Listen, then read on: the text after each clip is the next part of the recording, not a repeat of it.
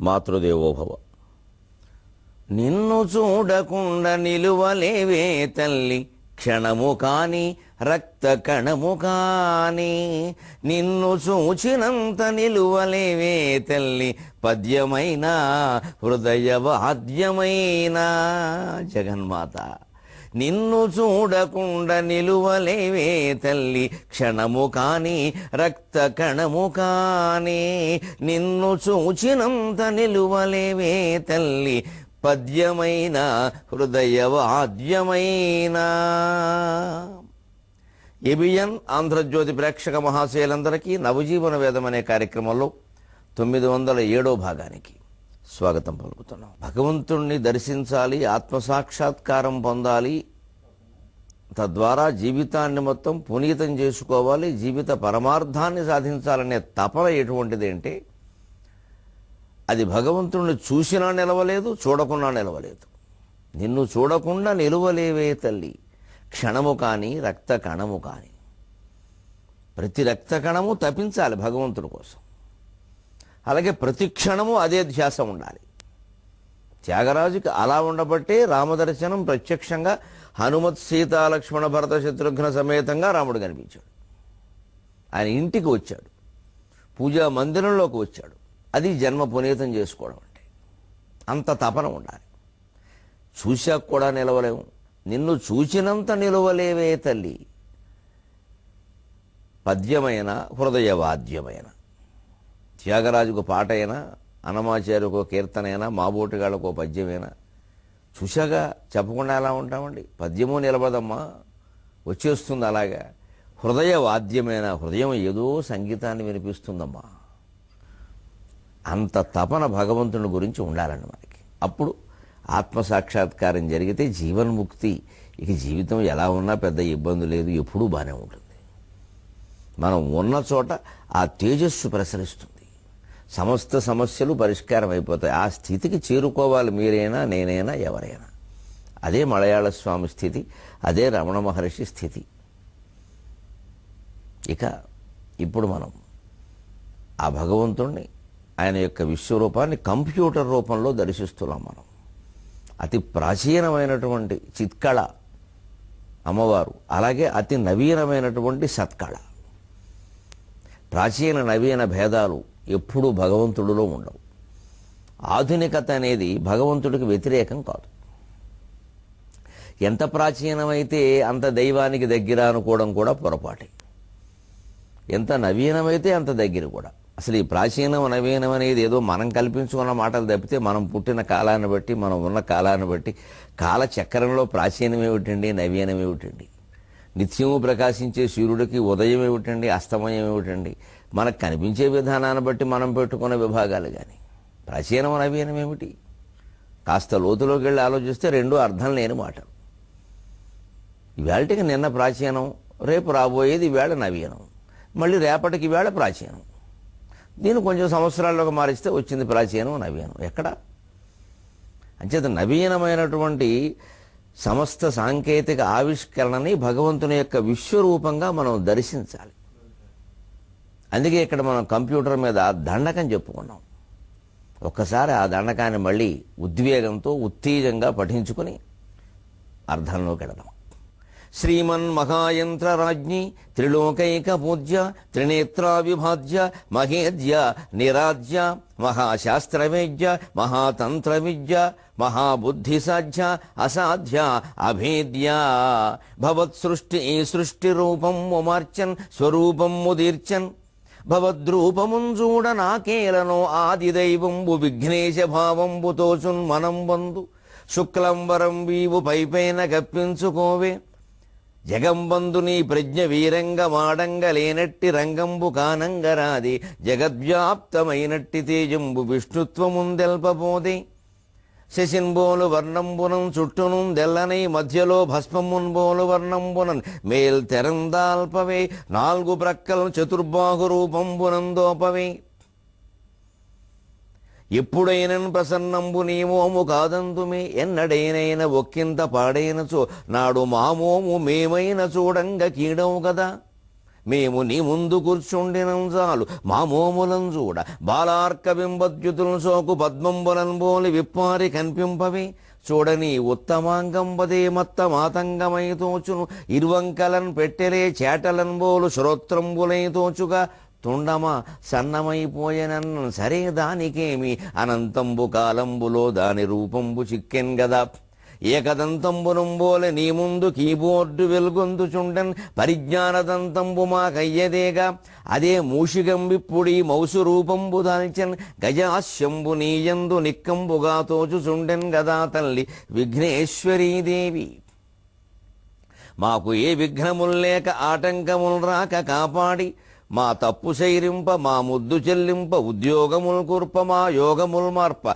నీకన్న నీ కాలమందును సమర్థుల్ కనంరారు లేరెంక లేరే జగన్మాత పూత సుజాత భవత్ప్రాభవంబున్ భవద్వైభవంబున్ భవన్ లీలలన్ వర్ణనసేయ నేనంత నాదైన భాషా పరిజ్ఞానమే సొంత విశ్వంబునన్ గల్గు వేవేల భాషల్ లిపుల్లేని భాషల్ విశేషాల భాషల్ వినూత్నంపు భాషల్ మనోజ్ఞంపు భాషల్ మహాశక్తి ఘోషల్ గదా నీవి పాస్కల్లు లోటస్సు దీబేసు బేసిక్కు గోబాల్ వరాకిల్లు C+++ ఇత్యాది భాషా ప్రపంచంబు స్వాధీనమౌ నీకు స్వరాజ్యమౌ నీకు భాషామ తల్లి ప్రయోగాల తల్లి ప్రభావాల వల్లి స్వరూపాన బుల్లి స్వభావాన మల్లి భవద్వ్యాప్తి నూహింప శక్యంబే పెండ్లిళ్లలో నీవే పేరంటమున్నీవే కాలేజీలన్నీవే కాటేజీలన్నీవేలే పెద్ద హోటళ్లలో పూట కోటిళ్లలో రైలు టిక్కెట్లలో బస్సు ఇక్కట్లలో ఓడనైనన్ విమానంబునందైన అణ్వాయుధంబందు ఆఫీసు ఫైళ్లందునన్ రోదసీ పూజ రోదసీ యాత్రలో ద్వాదశీ పూజలో ఏ కిరాణందు కాణంబులోనైన ఏ జాతకాలు చెప్పు చోటైన ఏ రోగి దేహంబుపైనైన యవ్వాని హస్తంబునందైన ఏ చిన్నదో పెద్దదో లావుదో సన్నదో అయిన నీ రూపమే కాన రాధా చెలి నీవు లేకుండా మేముండుటన్నన్ పరిహాసమే కాదుకో నిన్ననో మొన్ననో కాది నీకింత వైరస్యమే సోకి వైటూక్యగా ప్రాకి లోకంబులన్ భీకరంబైన శోకంబు వ్యాపింపజేయన్ ప్రపంచంబు పంచత్వమున్ పొందునంచున్ మహాశాస్త్రవేత్తల్ మహాజ్ఞానవేరుల్ భయం పొందజేయంగా సర్వ ప్రపంచంబు తానీ సహస్రాబ్ది ప్రారంభ పుణ్యాకమున్ చూచునో చూడదో ఆ ప్రభాతంబు భూతంబుకో సుప్రభాతంబుకోయంచు ఈ నేలపై గల్గు జీవాళి ఎళ్ళన్ వినూత్న జ్వరం బంధునన్ మున్గియుండంగా నీ దివ్యకారుణ్య వర్షంబునన్ క్రొత్త వేయేడులన్ క్రొత్తగా మెత్తగా చిత్తముల్ హత్తుకోగల్గెగాదా నవీనంబుగా నీకు హాకర్ల ధీచాక చక్యంబు శృంగార సందేశ రూపంబునన్ కీడుగా వింప ఈ మేలులో కీడు ఏ వేళనో చీడగా దూరి నష్టంబుగా వించినన్ నీదు సామర్థ్యముల్ నీదు సంపన్నతల్ నీదు మేధా మహాశక్తి పారీణతల్ మాకు తెల్లంబుగా ఉల్లము పొంగిపోదే భవద్దివ్యగాథావళిని చెప్పుకోసాగినన్ వత్సరంబుల్ శతాబ్దుల్ సహస్రాబ్దులైనన్ సమర్థంబులౌనే మహాదేవి కంప్యూటరన్ పేర ఆవిర్భవం పొందినావీవు ఆరైన వేదంబవే నీవు ఏడైన శాస్త్రంబవే నీవు అణ్వాది బ్రహ్మాండ యంత్రంబనం నీ జగజ్జంత్రమే కాదే సర్వం సఖామండలం బంధు సర్వంబు నీజన్ నిక్షిప్తమయ్యుండగా దారుణి గర్భిణీ చారిణి దుర్భిణి కావుమమ్మ మహాదేవి శ్రీదేవి కంప్యూటరమ్మ నమస్తే నమస్తే నమస్తే నమః. ఒక 7-8 నిమిషాల్లో ముగిసిపోయేటువంటి ఈ దండకం కంప్యూటర్ పట్ల దైవభావంతో భక్తిగా చదివితే అది చెడిపోవడం ఉండదండి. విగ్రహారాధన నిజంగా మనం అంగీకరిస్తే ఇది కూడా అంగీకరించాల్సిందే. అదొక విగ్రహం, అదొక రూపం, దాన్ని భగవద్ రూపంగా మనం భావిస్తున్నాం. గుళ్ళల్లో విగ్రహాలు కూడా మనం భావించబట్టే దైవ రూపాలయ్యే, వాటంతటా అవి కావండి, మనం భావిస్తేనే అవుతాయి. మనం రాయి అనుకుంటే రాయే, రాముడు అనుకుంటే రాముడే, యద్భావం తద్భవతి. అది రాముడు అనే భావన ఉన్నప్పుడు రాయి రాముడు అవుతుంది. రాయే కదా అహల్య అయింది. అంచేది అంతా భావనలోనే ఉంది. 3 లోకాలు మనస్సులోనే ఉన్నాయి. ఇంకా 36 లోకాలున్నా అన్నీ మనస్సులోనే ఉన్నాయి. ఏ పని చేసేటప్పుడైనా అత్యాధునిక జీవన వ్యవస్థలో ఏ యంత్రంతో మనం పని చేసేటప్పుడైనా ఆ యంత్రాన్ని పవిత్రంగా భావించాలి. విసుగుతో విరక్తితో పని చేయకూడదు. అంతకంటే మానేయడం మంచిది. మామూలుగా మనస్తత్వ శాస్త్రంలో కూడా చెబుతారు, పని మీద విసుగ్గా ఉన్నప్పుడు అలాగే ఏదో సమయానికి పూర్తి చేయాలని కొనసాగించడం కంటే ఒక అరగంట విశ్రాంతి తీసుకుని వేరే ఏదైనా ఇష్టమైన పని చేసుకోవడం మంచిదని చెబుతారు. ఆ తర్వాత మళ్ళీ ఇది చేయొచ్చు. యజమానులు కూడా అందుకు అంగీకరించాలి. ఇవాళ సాఫ్ట్వేర్ వ్యవస్థలో వస్తున్న పెద్ద ఇబ్బంది ఏమిటి అంటే ఆ కేటాయించిన సమయాన్ని రాను తగ్గించేస్తున్నారు. ఇంకా కొంచెం తొందరగా చేయలేవా, ఇంకొంచెం తక్కువలో చేయలేవా, పూర్తి వ్యాపార దృష్టి, లాభ దృష్టి. వాడి ప్రాణం పోదు. నువ్వు ప్రశాంతంగా చేయవయ్యా, హాయిగా చేయి, సావకాశంగా చేయి, బాగా జరగాలి పని. అప్పుడు శాస్త్ర సంబంధమైన పని కూడా కళగా ఉంటుందండి. మనిషికి విరామం అండి, మానుకు కూడా విరామం అవసరం. అందుకే భగవంతుడు చెట్టుకి విరామం ఇచ్చాడు. మీరు గమనించండి, శిశిర ఋతువు విరామమే. వసంతంలో విరగబూసేస్తుంది, గ్రీష్మంలో కాస్త ఎండకు తట్టుకుని నిలబడుతుంది, వర్షకాలం మళ్ళీ ఆనందంగా విరబూస్తుంది, కాస్త విజృంభిస్తుంది కూడాను. అప్పుడే వరదలు తుఫానులు వస్తాయి, తట్టుకుంటుంది. శరత్కాలం వెన్నెట్లో మెరిసిపోతూ ఉంటుంది. జీవితంలో ఆనందం దానికి. అది వెంటనే హేమంత ఋతువు వస్తుంది, మంచుకు వణికిపోతుంది, అది భరిస్తుంది. భగవంతుడు గ్రహించాడు, ఇన్ని రకాల అవస్థలు అనుభవించి దీనికి మళ్ళీ కొత్త జన్మ ఇవ్వాలి నేను అని శిశిర ఋతువు పెట్టాడు. శుభ్రంగా ఆకులన్నీ రాలిపోతాయి. అది విరామమే. ఎందుకంటే శిశిర ఋతువులో ఎవరు చెట్ల దగ్గరికి వెళ్ళరు. ఏముంటుంది, 3 వెళ్ళరు. అంచేత ఆ 2 నెలలు చెట్లకి విరామం. మాఘ పాల్గొండ మాసాలు 2 నెలలు చెట్లకి విరామం. మళ్ళీ వసంత ఋతువు రాగానే పుష్పిస్తాయి. అంచేత మానైనా మనిషి అయినా విరామం లేకపోతే పని చేయలేడు. పనికి ఎంత ప్రాధాన్యం ఇస్తామో అంత కాకపోయినా అందులో 10వ వంతైనా విరామానికి ప్రాధాన్యం ఇవ్వాలి. అసలు ఈ మొత్తం పనులన్నీ చేయడం, ఈ ప్రపంచంలో జరిగే మొత్తం వ్యవహారం అంతా చిట్ట చివరికి ప్రశాంతంగా ఆత్మారామక నిరామయ నిరాలంబ స్వాత్మారామ సుధాశ్రుతి, నిరామయంగా ఎటువంటి వ్యాధి లేకుండా, ఆందోళన లేకుండా, నిరాలంబ ఎవరి మీద ఆధారపడకుండా, స్వాత్మారామ తన ఆత్మలో తానే రమిస్తూ ఉంటే సుధాశ్రుతి అమృత వర్షం కురుస్తుంది. అదే లలితా సహస్రనామాల్లో పరమార్థం. మొత్తం సృష్టికి పరమార్థం విరామమే. తప్పితే శ్రమ కాదండి, పని కాదండి, విరామమేనండి లక్ష్యం. రామో విరామో విరతో మార్గో నేయో నయో అనయక. రామక వెంటనే విరామహ ఏమిటండి? నువ్వు ఎంత రాముళ్ళ విక్రమించినా విరామం కూడా తీసుకోవాలి. విరతక కొంతకాలానికి విరక్తి కూడా ఏర్పడాలి, సహజం అది. అప్పుడు మార్గం తెలుస్తుంది. నేయక నయక. రామో విరామో విరతో మార్గో నేయో నయో అనయక. అప్పుడే మార్గం తెలుస్తుంది, మోక్ష మార్గం. అప్పుడు నేయక నువ్వు తీసుకెళ్ళబడతావు, నయక తెలుసుకుంటావు. మంచిది. ఈ శ్రమంతా విరామం కోసమేనండి. విరామం తప్పేం కాదండి. ఆ క్షణం విరామం పొంది దాన్ని చూసి అప్పుడప్పుడు మధ్యలో విరామం తీసుకుంటూ పనిచేస్తే ఎంత ఆనందంగా ఉంటుంది. అందుకే దాన్ని కవి సాగర ఘోషలో వర్ణించిన విధానం చూడండి. శ్రీమన్ మహాయంత్రరాజ్ఞి త్రిలోకైక పూజ్య త్రినేత్రావిభాజ్య మహేద్య నిరాజ్య మహాశాస్త్రవేద్య మహాతంత్ర విద్య అసాధ్య అభేద్య అంతవరకు చెప్పుకున్నాం. భవత్ సృష్టి, ఈ సృష్టి రూపము మార్చాను. కంప్యూటర్ సృష్టింపబడగానే జగత్ ప్రపంచం మొత్తం మారిపోయింది లేదా? జగత్తు వేళ కంప్యూటర్ మీద తప్పితే ఎవరు ఏ పని చేయలేకపోతున్నాం. రైల్వే స్టేషన్కి వెళ్ళి టికెట్ తీసుకోవాల్సిన పని లేదు, హాయిగా దొరుకుతుంది. మన ఇంట్లో కూర్చొని ఆన్లైన్లో. మరి కంప్యూటరు ఇవన్నీ లేకపోతే ఎక్కడి నుంచి వస్తాయి? నెట్ వ్యవహారం లేకపోతే ఎలాగా?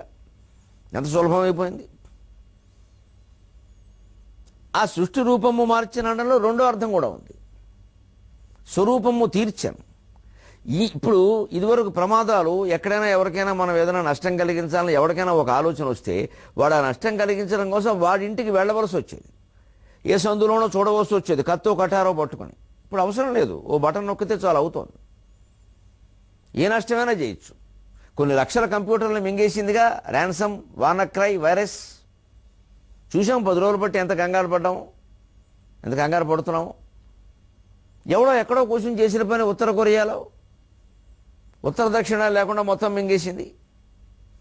ఇప్పుడప్పుడే అందరి ఫోన్లకి సందేశాలు వచ్చేస్తున్నాయి, మీరు ఆర్థికమైన వ్యవహారాలు ఫోన్లో నడపకండి, ట్రాయ్తో రిజిస్ట్రేషన్ ఉంటే తప్ప. అదే ముఖ్యం అన్నవాళ్ళు ఇప్పుడు అదే వద్దంటున్నారు. సృష్టి లక్షణం ఇది.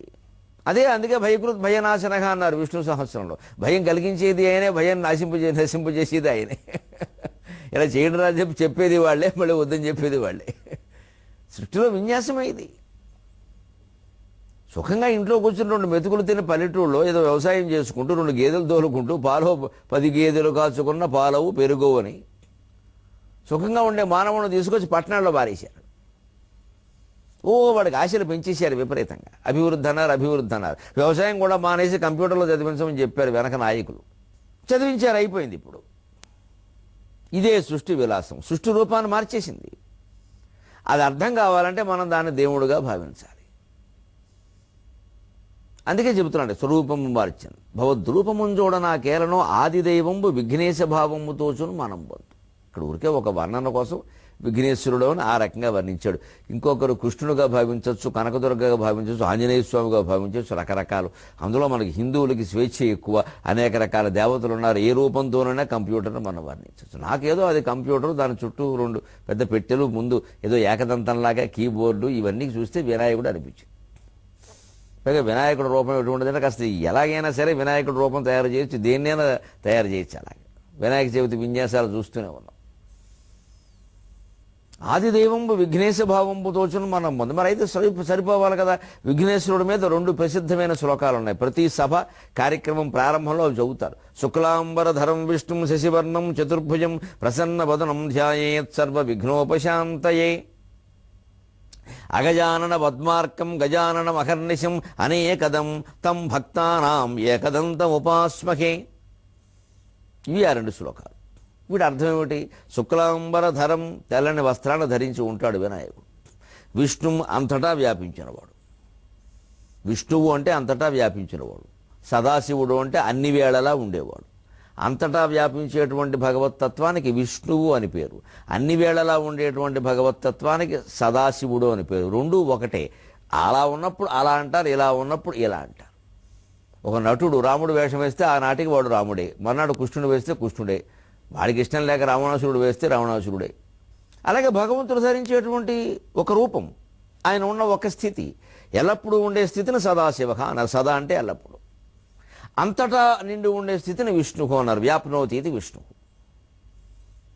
అందుకే శుక్లాంబరధరం విష్ణు వ్యాప్తి కదా. అందుకే ఇక్కడ చెబుతున్నాడు శుక్లాంబరధరం విష్ణు శశివర్ణం.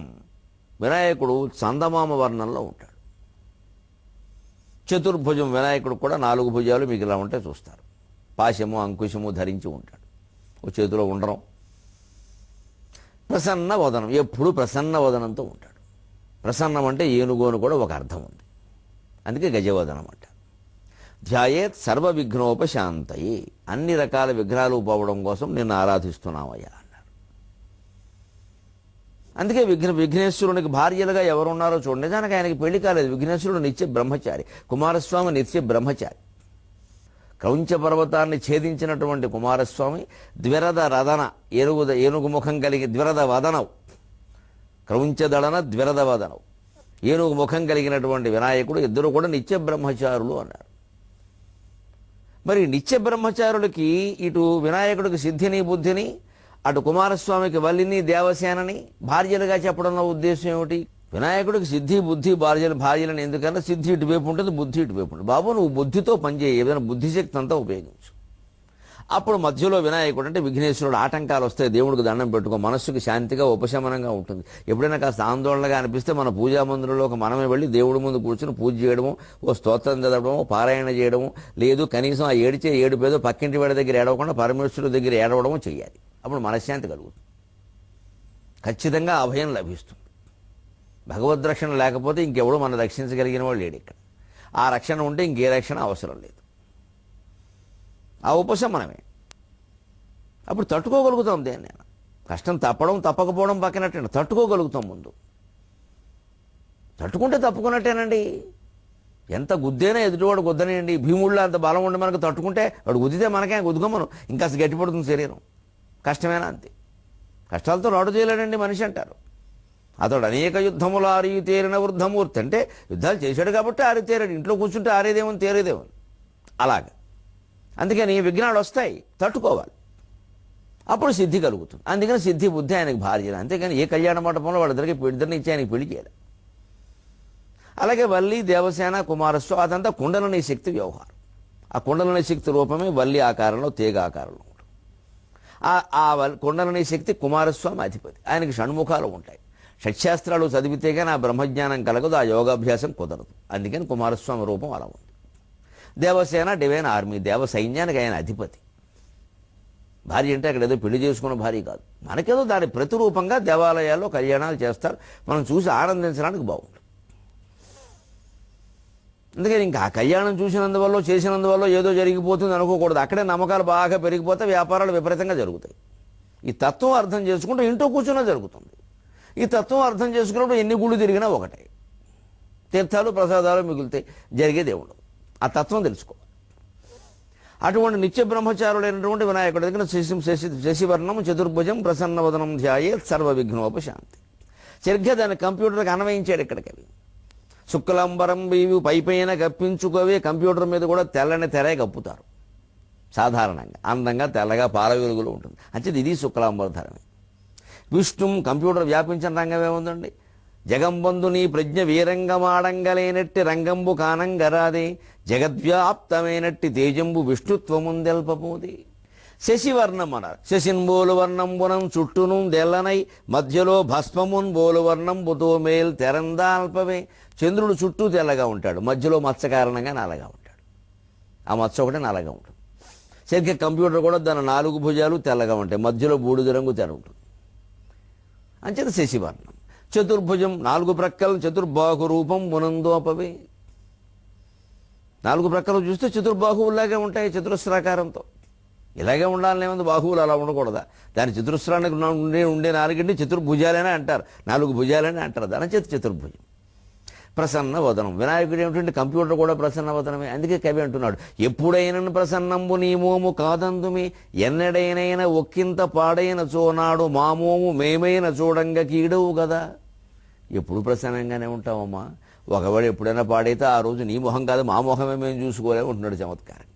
మేము నీ అప్పుడు ఇంకా అగజానన ప్రసన్న వదనం ధ్యాయేత్ సర్వ విఘ్నోపశాంతి. అంచేత విఘ్నాలన్నీ శాంతించాలంటే నేను ధ్యానించాలమ్మా అని అయింది. ఇప్పుడు 2వ శ్లోకం కూడా జోడించి అర్థం చెబుతున్నాడు కంప్యూటర్కి అన్వయం చేసి. అగజానన పద్మార్కం గజానన మహర్నిశం అనేకదం తం భక్తానాం ఏకదంతం ఉపాస్మకే. అనేకదంతం అని చదివేయకూడదు. అనేకదం అని ఒక క్షణం, ఊరికే క్షణంలో 10వ వంతు ఆపాలి. మరి ఇంకా అనేక దమ్మని ఆపి అరగంట ఆగి దమ్ము తీసుకోకూడదు. కానీ అనేకదం తం భక్తానాం, ఆ తమ్ముని భక్తులో జోడించాలి, దంతంలో గడిపేయకూడదు. కవి చమత్కారంగా రాశాడు ఆ శ్లోకాన్ని. ఎవరో ప్రాచీన కవి, ఎవరో తెలియదు. ఈ 2 శ్లోకాలు ఎవరు రాశారో తెలియదు, కానీ లోకంలో బాగా ప్రసిద్ధమై ఉన్నాయి. ఎంత గొప్పవాడు ఆ కవి నిజంగా.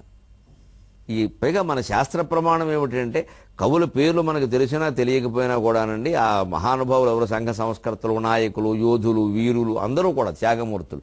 వాళ్ళ గురించి మనం ఇక్కడ తలుచుకుంటూ ఉన్నంత కాలం వాళ్ళు స్వర్గంలోనే ఉంటారు. అంటే ఈ శ్లోకాలు రాసినటువంటి కవి ఎవరో మనకి తెలియకపోయినా మనం తలుచుకుంటూ ఉన్నంత కాలం ఆయన స్వర్గంలో ఉంటాడు. కాబట్టి తలుచుకోవాలి. మనం రుణపడి ఉన్నాం, రోజు చదువుకుంటున్నాం. ఇంతకీ దీని అర్థం ఏమిటి వినాయకుడు పరంగా? ఇంకా శుక్లాంబరధరం విష్ణు అనేదానికి వినాయకుడు కాదు విష్ణువుగా కూడా అర్థం చెప్పిన వాళ్ళు ఉన్నారు. అదో చర్చ ఎప్పుడూ సాగుతూ ఉంటుంది, అది పక్కన పెట్టండి, మనకు అనవసరం. కానీ అగజానన పద్మార్కం పూర్తిగా వినాయకుడికి సంబంధించింది. అగజానన పద్మార్కం, అగజ అంటే పార్వతీదేవి, అగము అంటే కొండ, నగచ్చేతి ఇది అగహ, కదలనది కాబట్టి కొండ. అగజ పార్వతానికి పుట్టింది పార్వతి. ఆనన పద్మ అర్కం, పార్వతీదేవి ముఖానికి వినాయకుడు ముఖం, వినాయకుడు దర్శనం సూర్య దర్శనం లాంటిది. పద్మం సూర్యుని చూడగానే వికసిస్తుంది, వినాయకుడు చూడగానే గౌరీదేవి నవ్వుతుంది. కుమారుడు కదండి, బిడ్డను చూస్తే నవ్వన తల్లి ఉంటుందా? అంచేత పార్వతీదేవి ముఖం అనే పద్మానికి నువ్వు సూర్యబింబం లాంటి వాడివయ్యా, ఆవిడ ముఖం వికసిస్తుంది నిన్ను చూడగానే. అంటే మనం కూడా ఏం నేర్చుకోవాలి వినాయకుడి నుంచి? మన చూడగానే తల్లిదండ్రుల ముఖాలు వికసించాలి. అంటే జీవితాంతం మనం వాళ్ళని ఆనందింపజేయాలి. ఏమిటో మా వాడు ఈ మధ్య అలా అయ్యాడంటే మా కర్మండి భరుస్తున్నాం అనే స్థితి తల్లిదండ్రులకు కలిగింది అంటే అంతకంటే శని ఈ కుర్రాడికి కానీ ఈ అమ్మాయికి కానీ జీవితానికి ఇంకో శని లేదు, అదే శని. తల్లిదండ్రుల కంటే మనం ఆశీర్వదించేవాళ్ళు లేరు, వాళ్ళని దుఃఖపెట్టామంటే అంతకంటే కీడు ఇంకోటి లేదు. అదే అగజానన పద్మార్కం. ఊరికి శ్లోకం తెలుసుకుంటే ఉపయోగం ఏమిటండి? వినాయకుడు తల్లిదండ్రులకు ఆనందం కలిగిస్తున్నాడు అంటే మనం అలా ఉండద్దా? మనం ఉండకుండా ఊరికే వినాయకుడికేమో ఆ శ్లోకం చదివామండి, నేను రోజు ఆ శ్లోకం చదువుతాను. ఎందుకు చదవడం చేయనప్పుడు? బట్టి పడ్డానక ఇవన్నీ సున్నబట్టికి నీకు తేడా ఉంది. గజాననం అహర్నిశం ఏనుగుద్ది ముఖం కలిగిన వాడు. ఇక ఇందులో చమత్కారం ఏమిటి? శ్లేష, సభంగ అభంగ శ్లేష అంటారు. అగజాననం గజాననం ఒక చెమ్మ విరోధాభాస అలంకారం అంటారు దీన్ని. అగజాననం గజాననం, ఒక పక్క అగజాననం ఉంటున్నాడు అంటే గజాననం కాదని, మళ్ళీ గజాననం ఉంటున్నాడని విరోధం కనపడుతుంది. ఆ అగజ ఆననం అని సంధి పెడదీస్తే ఇక్కడ గజాననం అని సమాసం చెప్పుకుంటే అప్పుడు ఆ విరోధం తొలగిపోయింది. దీన్నే విరోధాభాస అలంకారం అంటారు. ఇప్పుడు అనేకదంతం భక్తానాం ఏకదంతం ఉపాస్మకే, అందులో ఉండే విరోధాభాసం ఏమిటో అది ఎలా తొలగిపోతుందో మీరు కూడా ఆలోచన చేయండి. ముఖ్యంగా విద్యార్థులు 23:30 గంటల్లో ఆ విరోధాన్ని తొలగింపు చేసుకుని మనం హాయిగా స్నేహంగా మళ్ళీ కలుద్దాం వినాయకుని యొక్క దయతో. సెలవు.